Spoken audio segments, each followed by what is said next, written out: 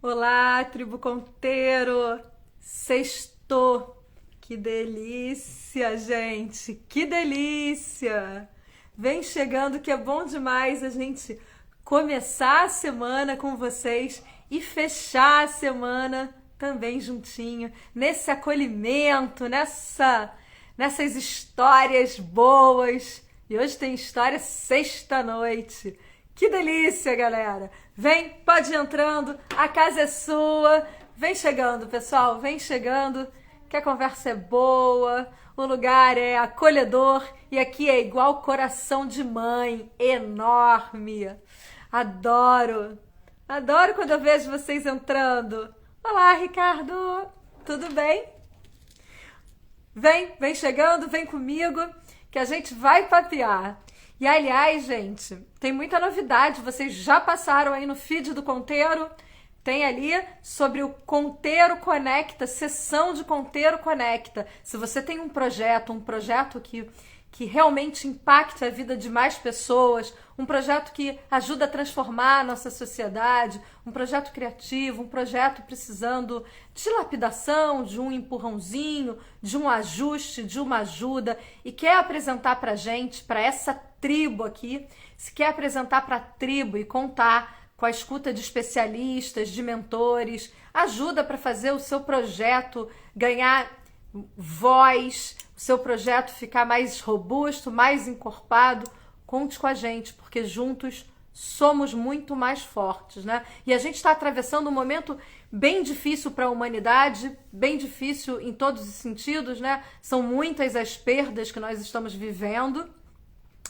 E é a hora da gente pensar que realmente a gente só constrói de forma coletiva e que a gente precisa de todo apoio, né?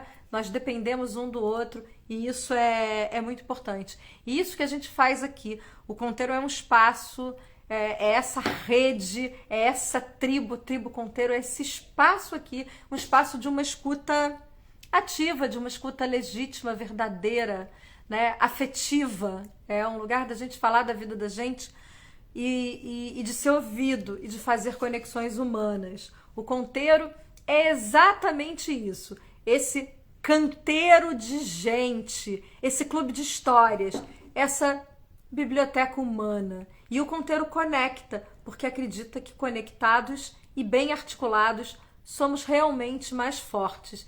Olá! Boa noite para você também, Grácia Maria Estevão Lemes. Boa noite. Seja muito bem-vinda a esse nosso canteiro de gente. E como é bom a gente poder se conectar, né? Se conectar com pessoas que pensam diferentes, pessoas com histórias diferentes, porque aqui é um espaço de diversidade e de pluralidade.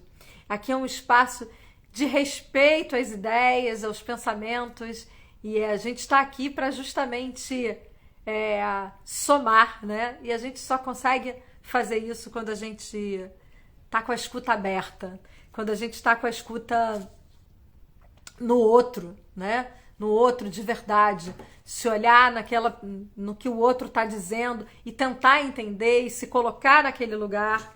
E é isso que a gente faz aqui, né? Então, vai lá no feed, tá ali, no nosso feed tem ali a sessão de Conteiro Conecta. A primeira sessão de Conteiro Conecta acontece em março, então vai lá, se quiser escrever seu projeto. Olá, Andréia! Olá! Se quiser escrever seu projeto, me manda um direct, eu passo a fichazinha de inscrição. Lívia já chegou, tô te pegando aí, Lívia. Eu mando a ficha de inscrição do Conteiro Conecta e é isso. Vamos trabalhar de forma coletiva, porque é o coletivo o que realmente importa, né? É a gente aprender a trabalhar esse coletivo. Vamos começar? Afinal de contas, nossa querida Lívia já chegou. Então é hora da gente começar, que vocês estão aqui para escutar histórias, né, gente? Histórias de gente de verdade. E vamos que vamos nessa linda sexta-feira.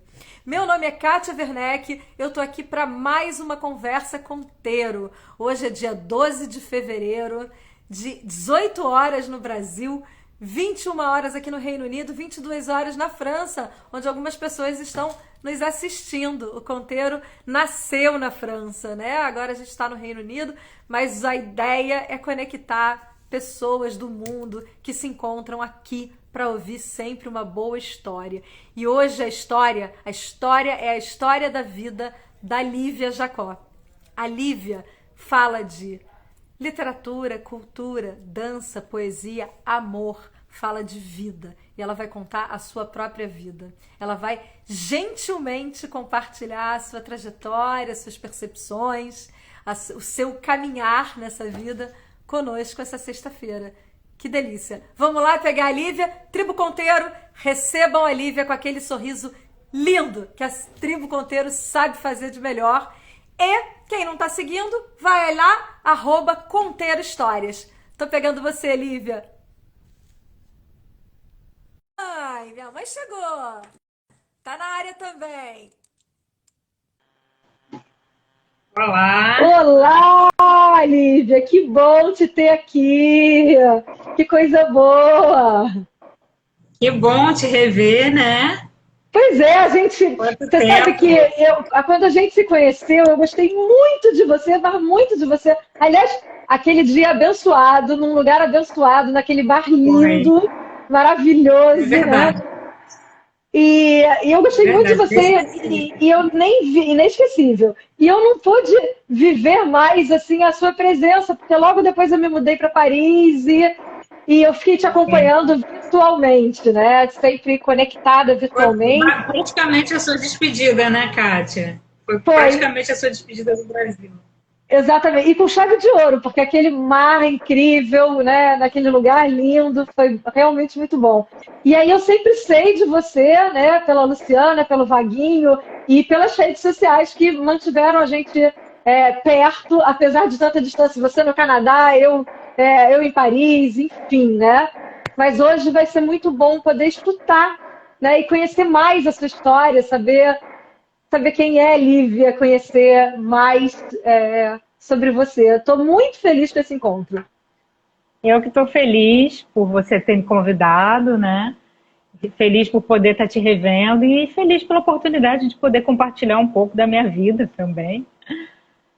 E estou aberta às perguntas. Né? Que tem uma riqueza enorme aí, né, Lívia? Que você teve tanta oportunidade de ver coisas muito diferentes. Mas vamos começar lá atrás, Lívia. Você é do Rio. Conta um pouco para mim dessa tua raiz, porque com certeza a raiz da gente acaba se encontrando com a nossa história inteira, né?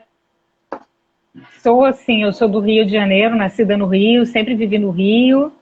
O meu pai é daqui e a minha mãe é de Manaus. Né? Então tem uma mistura também daí das diferentes regiões do país que também tem culturas diferenciadas, né? E eu sou de família de origem libanesa, no caso meu avô libanês imigrou naquela primeira leva, né, de cristãos que vieram no começo do século XX. Então é isso, então tem um pouco de tudo, sabe? É uma família que tem até um pouco complicado falar só de uma, por isso que eu falo até que eu sou um mosaico, porque tem diferentes influências culturais, no caso da minha família. E eu acho que isso é uma coisa do Brasil que de fato traz muita riqueza, né? O Brasil é um grande mosaico, a gente é muito misturado. E eu acho que quanto mais mistura, melhor. Assim. Sim, quanto mais mistura, com mais certeza, eu acho que isso ajuda a gente a sobreviver, né? É o que ajudou a humanidade a sobreviver, sem dúvida. Não só pensando a termos genéticos, porque isso é comprovado geneticamente, que a troca, no caso de DNA, foi o que fez com que a humanidade conseguisse se adaptar a diferentes climas e a diferentes regiões, enfim. Mas acho que também até a termos de conhecimento, porque a troca dos conhecimentos, a troca dos saberes, sem dúvida, mantém a humanidade viva, né? Ou não sabemos até quando, né? Porque é até uma questão também que a gente está vendo hoje aí nessa questão da pandemia, que eu fico pensando muito, se, no caso, ao invés de ficar brigando por quem vai fazer a melhor vacina, tivesse uma troca absoluta, né, dos conhecimentos, quantas vidas já não teríamos salvo? Né? Isso também é uma questão. Quando a gente parar de entender, quando a gente entender que não existem essas fronteiras, né? Que somos todos um, e é tão claro que somos todos um, né? Está tão provado, não existe. Essas E fronteiras que o que só conhecimento tem atrapalham. que ser compartilhado, também é isso. O conhecimento tem que ser compartilhado. Não pode ser retido com uma pessoa, enfim, que se acha proprietária daquele saber. E é isso, eu acho que é por aí, né? Muito bom. E aí, conta pra mim, como é que foi como é que foi a sua história com conhecimento? Como é que você buscou esse conhecimento? Como é que foi essa aventura? O que te fez hoje trilhar o caminho de literatura? Como é que você chegou até o teu momento? Como é que foi a tua história? Então, eu acho até que por ser de uma família assim, já, enfim, com muitas influências culturais diferentes, eu sempre me interessei por várias culturas, eu sempre quis entender os outros, né? Entender não só essa pluralidade dentro do meu âmbito familiar, mas também entender fora. Então eu sempre tive essa busca, acho que desde criança, até por incentivo mesmo da família, né? E aí uma das culturas, né, que eu busquei muito foi com relação às culturas árabes, que também não é uma cultura só, mas aí pensando no caso na cultura libanesa, desde criança, assim, que eu queria saber a questão do meu avô, que eu tinha perdido, de onde que ele tinha vindo, e aí eu comecei criança pesquisando sobre o Líbano. Na época era muito complicado, a gente não tinha acesso às informações, não existia internet fácil, né? Então se buscava muito em enciclopédia, em livros e tal, em revistas, né? E aí depois que a internet democratizou, acho que foi um mundo realmente que se abriu, várias portas que se abriram. Então comecei a pesquisar, até entrar em contato com pessoas mesmo do Oriente. A gente tinha um portal de culturas árabes que funcionou até mais ou menos 2012, que eu gerenciava. Então eu colocava tradução de música, colocava vídeos. Às vezes as pessoas mandavam um DVD para mim pelos correios e aí eu destrinchava e jogava para a internet.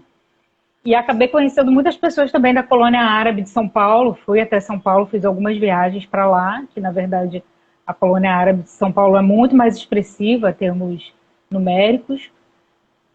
E por lá também conheci muitas pessoas da antiga geração, que eu não sei nem mais se estão vivos agora entre nós. E pessoas assim que mais ou menos eram da geração do meu avô, um pouco mais novos, que contavam aquelas histórias mesmo da vinda, sabe, do estabelecimento da colônia, da imigração, do ser estrangeiro, a questão do sotaque. E na época, assim, foi interessante porque muitas dessas pessoas ficaram agradecidas, assim, eram pessoas que estavam esquecidas do mundo, sabe? E de repente se viam novamente ali na internet, as pessoas descobriam elas e procuravam, ligavam, poxa, vi lá no portal sobre o senhor, sobre a senhora, que alegria. E foram vários, assim, né? Pessoas que algumas outras achavam que estavam falecidas e que de repente não estavam e tinham muita história para contar, sabe? E aí eu compartilhei muitas imagens dessas pessoas que eram inéditas na época, as histórias, enfim. E consegui na época até tradução para o árabe. Exato. O árabe para você é completamente estranho ou não? Eu estudei árabe, cheguei a estudar árabe, mas eu não consigo falar ainda, né? Eu acho que eu preciso voltar a estudar. Mas algumas palavras eu consigo entender a escrita, palavras mais básicas, algumas coisas que as pessoas falam eu consigo entender, mas eu não consigo me comunicar, eu não considero que isso seja comunicação. Então, das vezes que eu fui para o Oriente, eu falei em francês, porque é triste, por um lado, porque é uma herança colonial, da colonização francesa, mas por outro é uma língua que, para a gente que foi alfabetizado em português, que tem o português como língua materna, facilita, né? Então eu consegui me comunicar lá sempre assim em francês ou em inglês às vezes. Para onde que você foi? Eu conheço Marrocos e conheço a Turquia. São os dois países. Eu não consegui ir ao Líbano, que eu queria muito ir por causa da violência. Então sempre foi difícil. Tem que se organizar, mas não é só se organizar com muita antecedência. Se organizar com antecedência e dar a sorte de não acontecer nada na véspera, né? Tem isso também. Porque às vezes você está ali planejando, eu vou daqui a 6 meses, e acontece o caos.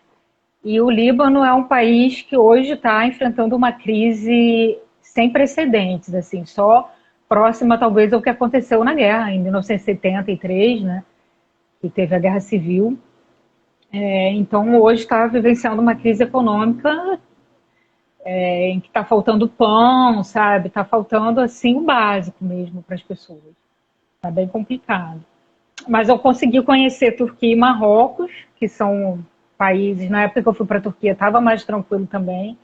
Hoje está enfrentando problemas com o governo muito conservador, né? E o Marrocos já estava na regência, né, desse rei. E bem tranquilo também. E as pessoas lá acham que eu sou árabe mesmo, né? Acham... No Marrocos perguntavam, mas você tem certeza que você não é daqui? Isso é bem legal, né?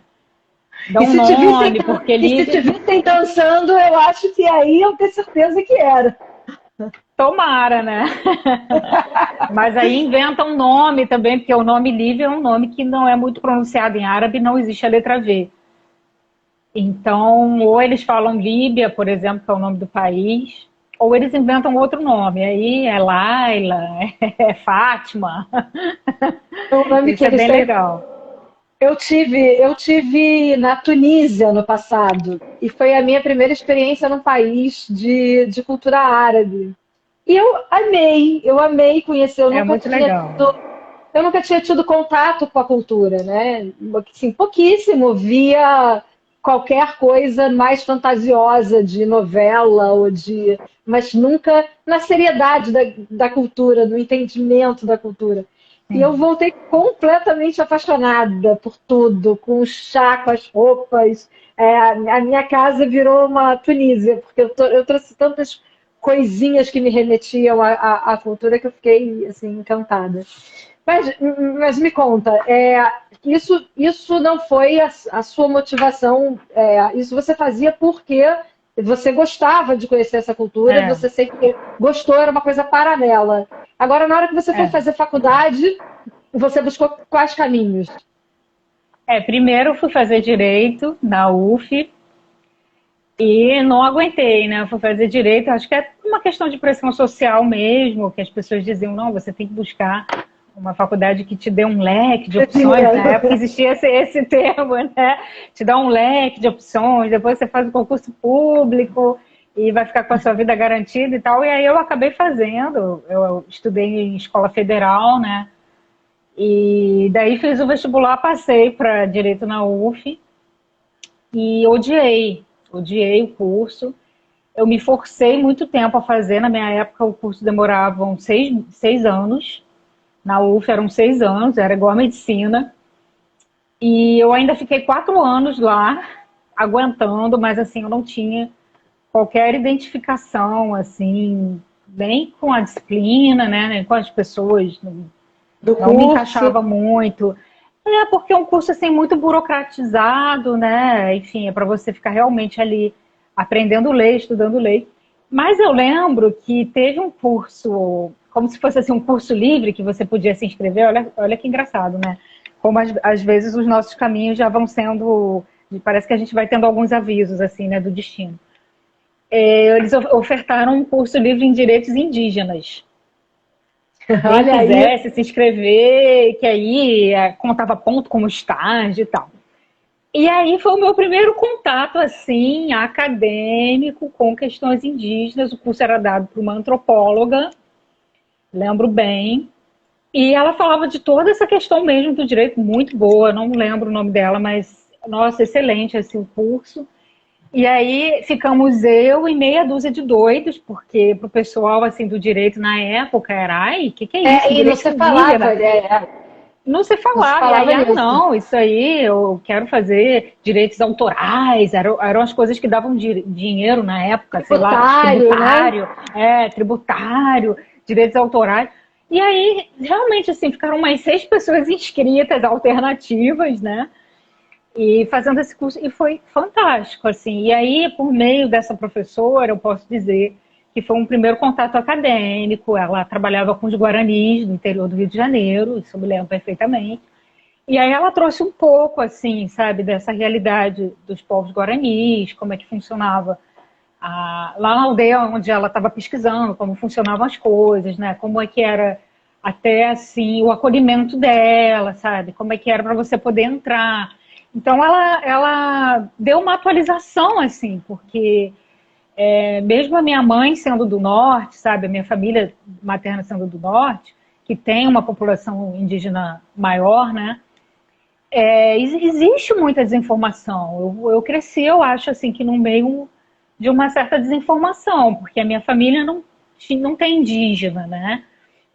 Então, assim, as informações que as pessoas da família da minha mãe possuem ou possuíam eram muito assim, de ouvir falar, ou de um vizinho indígena, assim, tem um vizinho que é assim assado, mas né, não há termos assim mais profundos, entendeu? Mas você acha que essa desinformação, ela é presente hoje ou melhorou muito? Ou piorou?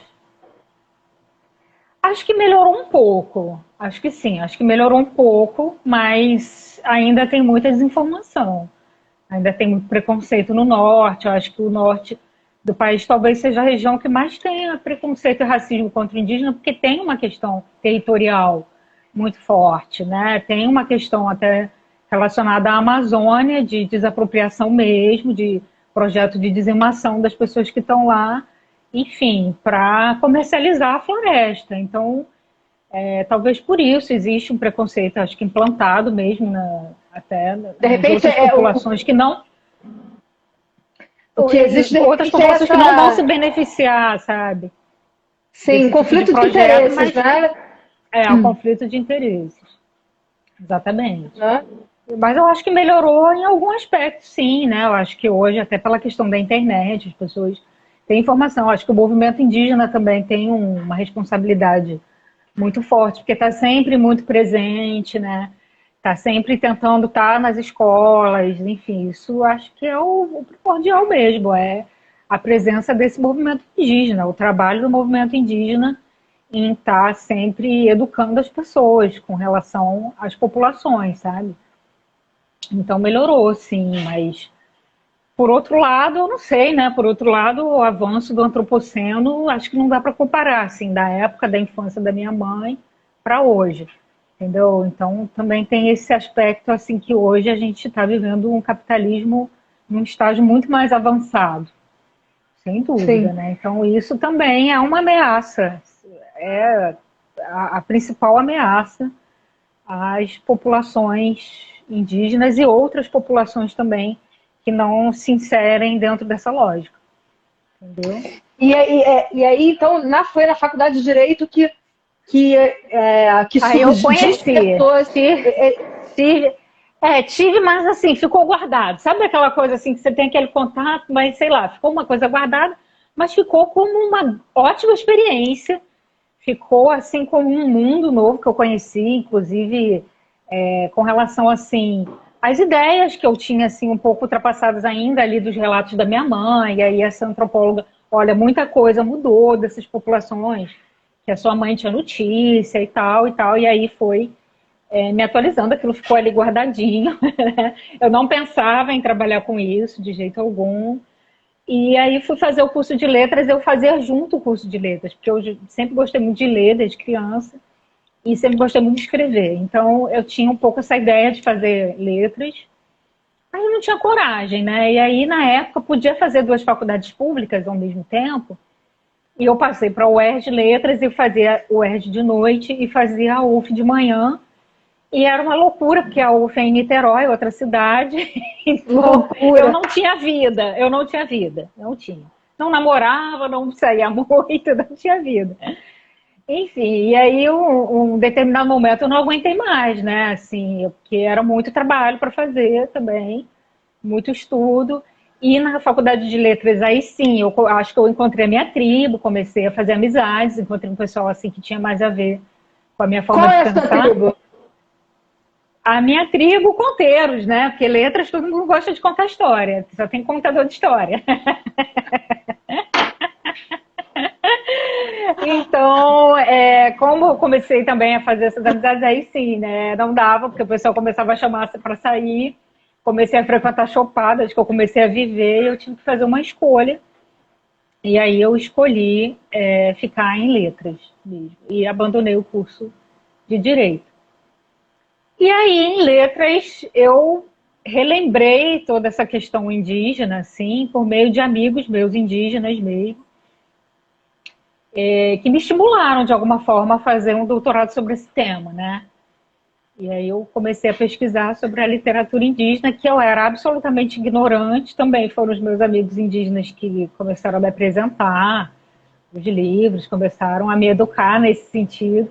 E eu decidi fazer o doutorado em literaturas indígenas e acabei indo para o Canadá também, né?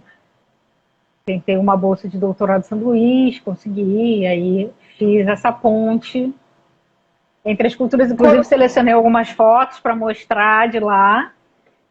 Como é que é isso? Também Como é que é? fotos. Qual é vamos lá, conta pra gente o que é estudar literatura indígena. Exatamente, assim, qual é o cerne de pesquisa, que é claro que é o índio, mas o que se espera com a pesquisa?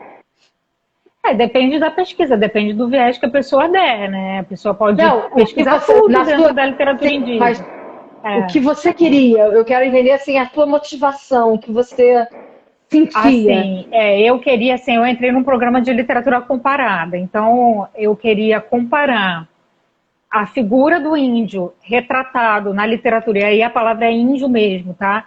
Retratado na literatura escrita pelos brancos, e como é que era a literatura produzida pelos indígenas. Então, como é que a gente podia entender o índio, que é como o branco geralmente chama essas populações, e como é que era a figuração do indígena se autorretratando. Então, na verdade, nós estamos falando, por um lado, do outro, da alteridade, porque quando é o europeu escrevendo, ele está escrevendo sobre o outro, o indígena, e você também está falando da autoficção, da sua autoescrita, que é, no caso, o indígena falando dele mesmo, ou falando dos outros povos indígenas, né? Então, eu queria fazer essa comparação, né, traçar essa diferença de olhares, e até os olhares sobre a colonização. Então, como é que o europeu vê a colonização ou não vê, e como o indígena vê essa colonização com um olhar mais crítico, né? Com um olhar mais de denúncia, com um olhar mais político. Então, foi mais ou menos por aí que eu enveredei, entendeu? E eu me interessei pelo Canadá, porque eu acabei indo lá em 2017 para uma conferência de literatura infanto-juvenil e vi que tinha muita presença indígena na própria conferência, inclusive a abertura dos eventos lá sempre é feita por indígenas, porque são os povos originários, os verdadeiros donos da terra. E isso me chamou muita atenção, inclusive me chamou a atenção também um indígena canadense que estava lá, autor, falando da sua obra, e ele escreve uma espécie de literatura indígena gótica, com vampiros e tudo, mistura, né? E aí eu achei tudo muito sui generis, eu pensei assim, poxa, é bem diferente da literatura indígena brasileira, né? Claro, porque aí tem a questão de cada cultura que está escrevendo. Mas aí eu quis entender como é que era esse percurso lá, como é que eles tinham trabalhado, como é que isso tinha começado, sabe? E aí acabou que valeu muito a pena, assim, foi uma experiência bem enriquecedora. Eu fui muito acolhida pelas populações indígenas de lá, tive, assim, muita facilidade, as pessoas me ajudaram muito, sabe? Então, realmente tive um acolhimento, assim, de família mesmo, sabe? Por parte das pessoas. E foi muito bacana, assim, dá muita saudade, né? Pena que realmente é caro, não dá para voltar, é difícil. Como é que você conseguiu fazer? Era um doutorado sanduíche? Era uma bolsa financiada pelo governo, que realmente é difícil. É um país, né? O nosso dinheiro é muito desvalorizado com relação às outras moedas, então é muito difícil realmente conseguir ir sem um financiamento, né? Então, voltar, hoje em dia, eu falo para as pessoas de lá, é difícil, um dia eu vou conseguir voltar, mas não é fácil, né? Você ficou em que cidade? Distância. Eu fiquei em Winnipeg, que é na região central, na província de Manitoba, que é a região onde hoje mais tem indígenas do Canadá. É a maior população de populações indígenas do Canadá, em Manitoba. E aí eu costumo dizer que isso aconteceu mais ou menos pelo mesmo motivo que aconteceu aqui no Brasil, que as populações foram se interiorizando com a colonização, e por isso a gente tem muitas populações na Amazônia, que sobreviveram na Amazônia, por ser uma região de difícil acesso, né? E a mesma coisa com relação a Manitoba. Manitoba também é uma região de planície, uma planície realmente estepe, assim, que você não vê absolutamente nem um montinho de areia assim. E uma região muito fria, nesse sentido é árida, nesse sentido é inóspito. Chega, até agora estava, se não me engano, a menos 55, alguma coisa assim que o pessoal postou. Então, às vezes, eu vi é essa menos semana 50. uma amiga que estava menos 28 e eu já achei que era inimaginável essa temperatura. Menos 50 faz lá? Menos 50, menos 40, menos 47, acho que estava menos 47 graus. E então é difícil realmente aguentar, né? Essas populações elas já estavam, de uma certa forma, adaptadas, diferente dos colonizadores. E aí a colonização do Canadá ela começa pela questão das peles, comércio de peles. Então os franceses entram primeiro, percebem, descobrem essas peles que os indígenas já usavam para se proteger do frio e rapidamente vem naquilo uma forma de fazer dinheiro, de capitalizar, fazer lucro. E aí começa a matança indiscriminada aos animais da região e a exploração dessa população que até então caçava os animais. Claro, existia o comércio entre eles no sentido de escambo, como das nossas populações indígenas daqui, né? Mas não no sentido de capitalismo. E aí elas rapidamente se veem assim, absolutamente exploradas mesmo, né? Toda aquela lógica ali do marxismo, que a gente estuda o marxismo, né? Eles rapidamente se veem transformados em mão de obra, enfim, se veem transformados em consumidores, obrigados a consumir, enfim. E aí os britânicos copiam esse modelo francês e conseguem vencer os franceses, porque os britânicos eles conseguiram realmente se aprimorar na colonização. Acho que eles pegaram todas as modos operandes desenvolvidos pelos outros europeus e aprimoraram de uma tal forma que eles se tornaram os grandes donos dos impérios. E foi isso que aconteceu nas disputas, como aconteceu também nos Estados Unidos, né? Mais ou menos parecido ali. No começo existiu também essa disputa da França com a Grã-Bretanha. E esse é o começo da história da colonização. E depois o que acontece? Depois os colonizadores decidem que os indígenas precisam virar povos sedentários e precisam ficar cuidando de gado. Precisam cuidar do gado, precisam cuidar da terra deles. E aí o que eles fazem? Eles dão para os indígenas as piores terras, já de propósito, né? Para acabar com a vida de todo mundo.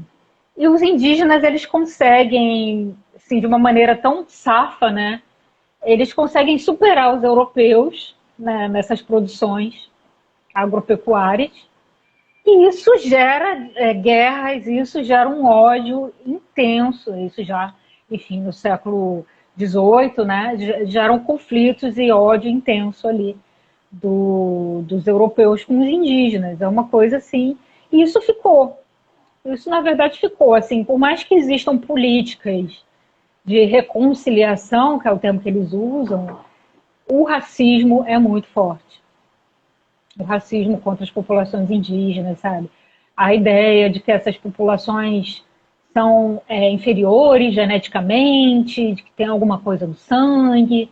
Enfim, eles tentam justificar, porque essas populações ainda, por conta até da colonização, muitos têm problemas graves, né? Problemas de alcoolismo, problemas para lidar com a expropriação da terra. Eles foram levados, e aí também tem esse dado, né, que existiu no Canadá, como existiu aqui no Brasil, mas lá um pouco diferente, internatos, onde as crianças eram enviadas a partir dos 6 anos de idade e eram retiradas das suas famílias, né? E nesses internatos para indígenas, eles misturavam todos os povos ali, todas as crianças de diferentes etnias, falando diferentes línguas, então tinha a violência do idioma, que era retirado deles, tinha a violência das famílias, das famílias, e depois, quando da eles se perda da formavam com identidade, 17 anos, sim, quando eles se formavam com 17 anos e retomavam a família, já não tinha mais o conhecimento de quem era o pai e a mãe, quer dizer, é uma coisa assim absurda, uma violência, né? Uma violência absurda, é o epistemicídio mesmo, como é chamado, né? Que é você exterminar toda uma cultura, e várias culturas nesse caso. Então existem traumas até hoje, essas pessoas que sobreviveram, porque os últimos residential schools foram desativados nos anos 90, por incrível que pareça. Inacreditável. Então, é inacreditável. Inacreditável isso que você está falando. Então, as pessoas... O Ricardo está falando que eu tinha lembrado disso, e agora o Ricardo comentou. Tem isso retratado no Anne with Annie, aquela série do... Tem. Anne of Green Gables. Que é linda, galera. Eu lembrei exatamente bem tradicional lá. Inacreditável que isso tenha perdurado até os anos 90.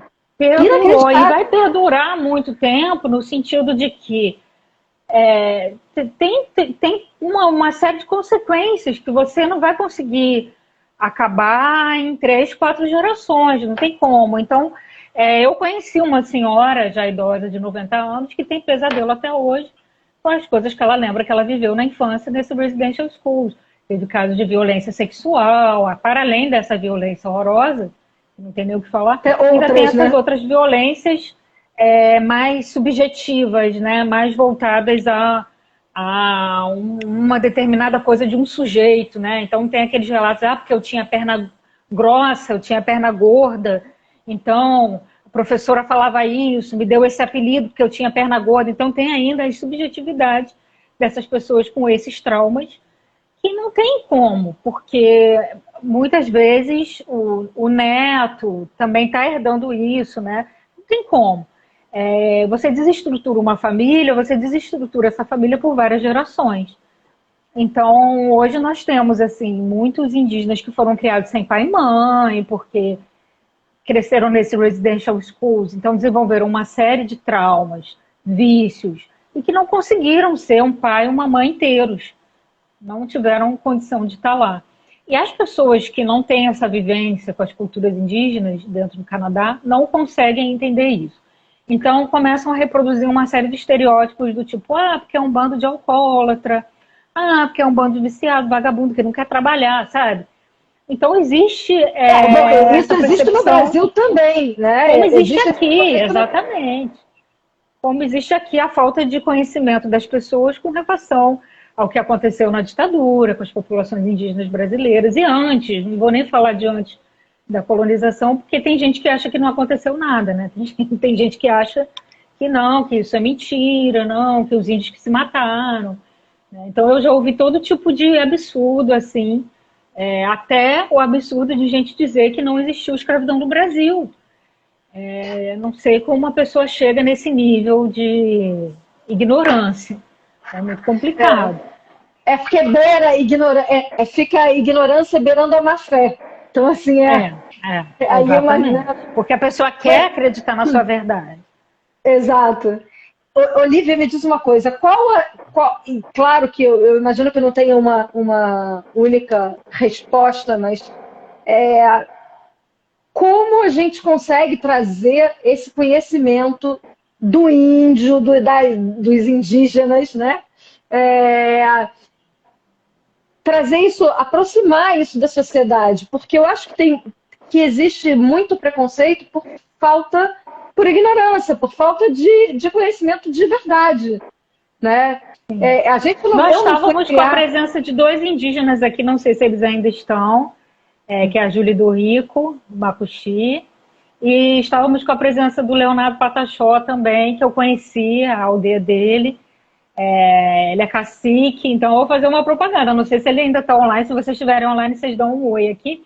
Mas já fica gravada a propaganda. Já fica gravado para vocês. A Júlia Dorrico é escritora, ela tem livros publicados, ela também está fazendo pesquisa e doutorado sobre literatura indígena. E o Leonardo Pataxó, ele tem ele é o cacique, vou dizer assim, é o líder, né? Então ele é liderança nessa aldeia que fica ali em Angra dos Reis. Então, quem quiser conhecer, eu estou convidando aqui o nome dele, quem quiser conhecer, procurem ele, o Leonardo Pataxó, tá, gente? Que é muito legal lá, inclusive tem hospedagem. A gente tem que encher o ponteiro Eu acho que essa é uma forma. Eu acho que essa é uma forma.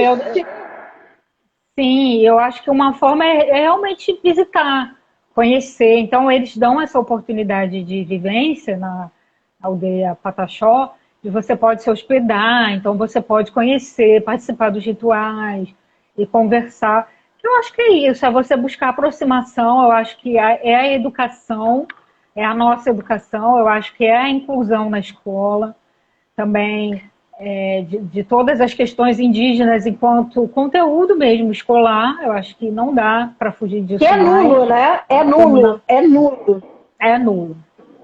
É nulo. Então eu acho que é justamente assim, convidando os indígenas para falarem nas escolas, contratando, assim como se contrata, né? Pessoas de outras etnias, de outros autores, não é isso? Que estão lá e falam dos seus livros. Então, também fazer a mesma coisa com povos indígenas, com autoridades indígenas, para que as crianças, os adolescentes possam conhecer, sabe? E tá sempre prestigiando o trabalho dessas pessoas, trazendo essas pessoas para perto, sabe? Então, eu acho que é esse o jeito, não tem jeito, porque a gente também tem que fazer a nossa parte. Se a gente for depender só do governo, esperar só o governo, nada vai acontecer.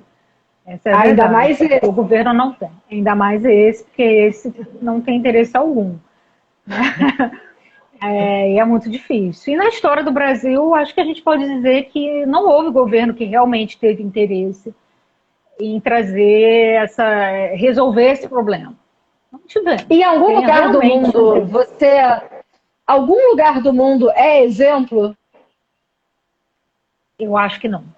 Eu acho que não, porque a gente está num modo de produção, na verdade, que contraria todas as crenças e todo o modo de viver das populações tradicionais. O dominante não tem esse interesse, né?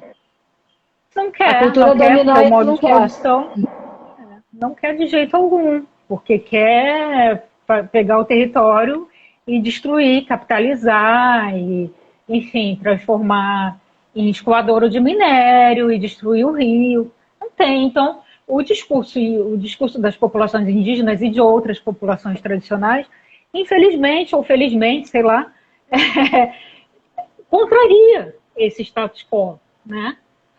Contraria. Sim. Então, vai ser sempre uma luta, eu entendo assim. E como é que os governos então, representam esses interesses?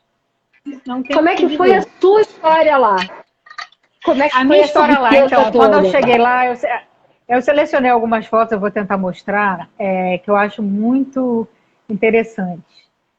Quando eu cheguei lá, foi muito engraçado, porque o pessoal da universidade já tinha uma viagem marcada, assim, para entregar um diploma de doutorado honoris causa para uma escritora indígena, né? Então, sei lá, 3 dias depois eu estava em outro estado, no meio do mato, muito engraçado, 3 dias depois de chegar. E ficamos uma semana lá, e eu tinha que tomar banho de rio, né? E aí era muito gélido, então tinha que tomar banho de balde, a água do rio, mas de balde, porque o rio era perigoso. Então o pessoal também falou, se cair, pode ser levado e tal. E aí o pessoal aqui do Brasil ficava brincando assim comigo, pô, mas você gosta mesmo de mato, né? Porque mal chegou aí, já tá no mato. Já tá era no meio do nada, e o pessoal não acredita, você tá no meio do mato de novo, nem saiu do Brasil. E depois, assim, cerca de, sei lá, uns 15 dias depois, eu estava num outro mato, num parque também, lá numa reserva. Também fomos, aí foram várias famílias, né, alguns indígenas também, e acampamos lá, e também ficamos mais ou menos uma semana, e depois eu fui entender o porquê disso. Eu cheguei no verão. Então, junho, julho, até agosto, são os únicos 3 meses razoavelmente quentes lá. E que sorte que você chegou nesse momento. E os canadenses ficam assim desesperados. A gente tem que aproveitar, a gente tem que curtir. E aqui na Europa é a mesma coisa, ali. É a mesma coisa, né? Vai todo mundo quer aproveitar o máximo, porque é muito curto, né? O sol, o calor, é muito curto. É muito curto. E aí foi muito bom, assim, esse contato com a natureza. E animais, assim, que eu nunca pensei em ver, sabe? Inclusive, a gente acampava, mas a gente acampava naqueles trailers. Que realmente, assim, nesse tipo de parque você não pode acampar em tenda, porque tem urso. É trailer que eles chamam de campers, né? E aí, eu lembro assim que um dia de manhã eu saí e tal, acordei e tal, aí fui lá no Rio tomar um banho. Aí o pessoal, olha só, o urso passou por aqui. Cocô de urso. E tranquilos, né? Cocô de urso é enorme, não? É um urso enorme, aquele urso marrom, gigantesco. Pois é. E aí eles, olha aqui, tá aqui, a pegada, tá não sei o quê, que beleza. Mas é legal, assim, poder sentir a energia, de alguma forma.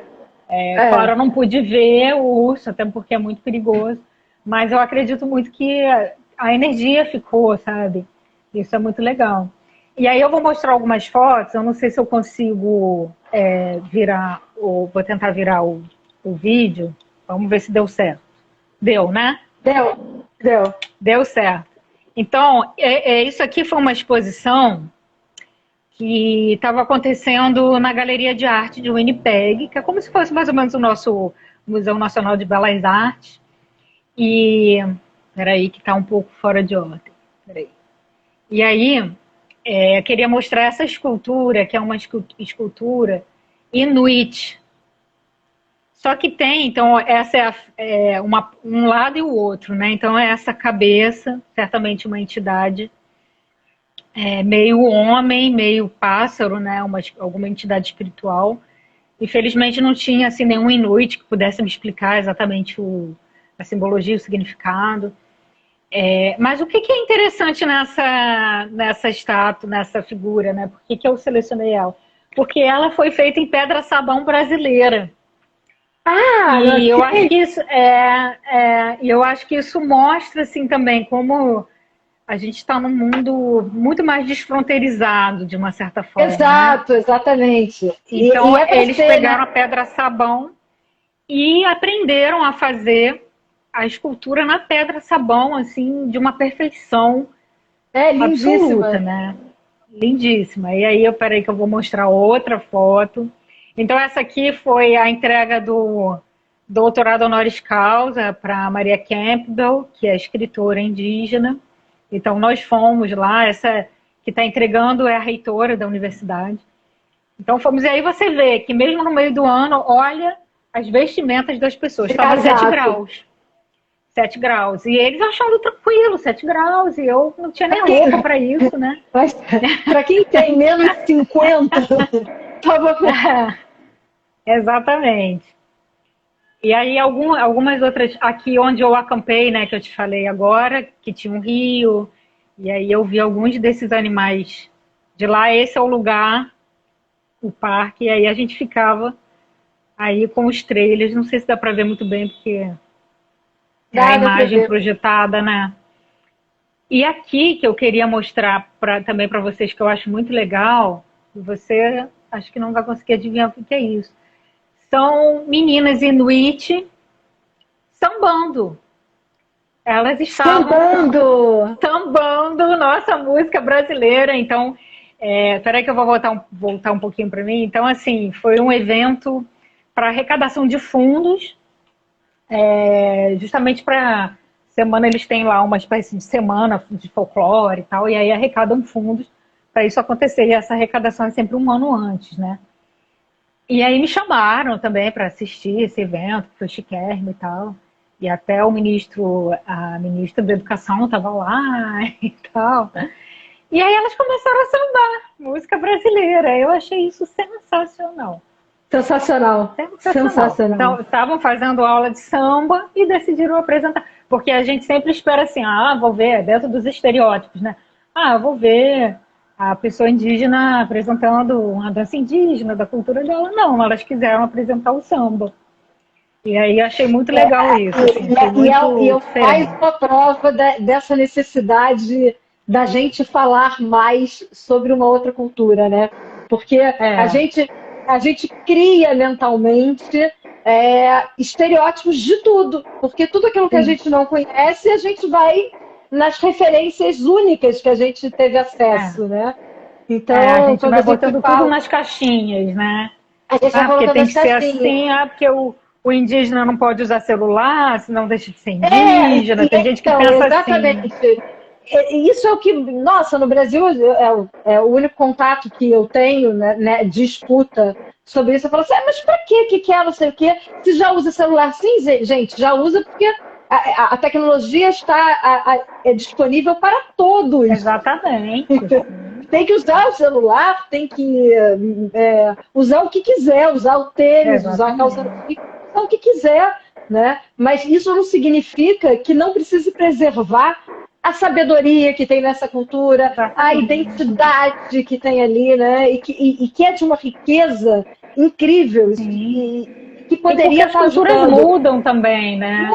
As culturas mudam, mas elas têm que mudar a partir de si, que eu sempre falo isso, né? As culturas elas têm que mudar de dentro para fora, não de fora para dentro. Elas é que têm que mudar a partir da sua compreensão de cada grupo, do que agora é válido, do que não é mais válido. Exatamente. Então eu achei muito bacana. No final eu fui falar com elas, eu falei assim, olha, eu sou brasileira. Elas ficaram desesperadas. Ai, pelo amor de Deus, socorro, não acredito que você é brasileira. E elas, a gente foi muito mal, não acredito, a gente não sabia que tinha brasileiro na plateia assistindo.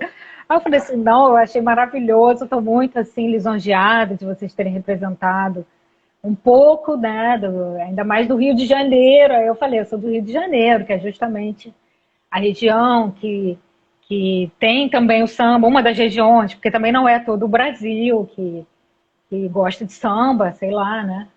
Mas aí agradeci elas, assim, porque eu me senti assim, tão presenteada, sabe? De chegar no Canadá e ver indígenas dançando samba. Então, a importância da gente se ver representado, né? Ter um braço da nossa cultura, como isso acolhe a alma da gente quando a gente vê essa representatividade. Legal. E é isso que não pode ser da cultura indígena, né? E que poderia estar contribuindo em todas com outras culturas, através com plantas medicinais, trazendo o que tem de conhecimento, né?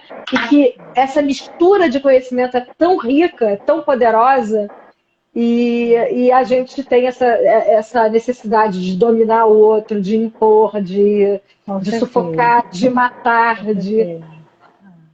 Com certeza, de se sentir superior, né? De se sentir superior. E que, cara, deve ter sido um sonho essa tua viagem, viu, Lívia? Eu fico imaginando. Nossa, demais. A riqueza que você. A compreensão de coisas que você voltou, né? Culturalmente incrível. E essas surpresas, assim, porque a gente sempre imagina, mas não é o que a gente imagina. Ainda bem que sempre é melhor do que a gente imagina, a realidade, né? Exato, exatamente. Essa surpresa da vida, né? E me diz uma coisa, o que hoje, qual é a sua proximidade hoje com a cultura indígena? Eu continuo em contato com as pessoas, continuo fazendo esse exercício de ler, compro as publicações, tudo que sai, né? Eventualmente, assim, ministro roda de leitura para as pessoas poderem compartilhar um pouco, assim, o que elas sentem enquanto estão lendo, que eu acho isso interessante. Pessoas que não são indígenas, né? O que elas sentem, qual o sentimento que desperta. Então, tentar fazer um pouco, assim, essa mediação, né? Esse primeiro contato, levar como um primeiro contato para as pessoas, né? Então, é mais ou menos o que eu tento trabalhar hoje, até buscar, assim, um pouco... porque, assim, eu não sendo indígena, né? Eu falo assim para as pessoas, algumas pessoas me perguntam, mas você não é indígena, você não tem lugar de fala. E realmente, né? Isso acaba sendo um obstáculo, de uma certa forma, para trabalhar.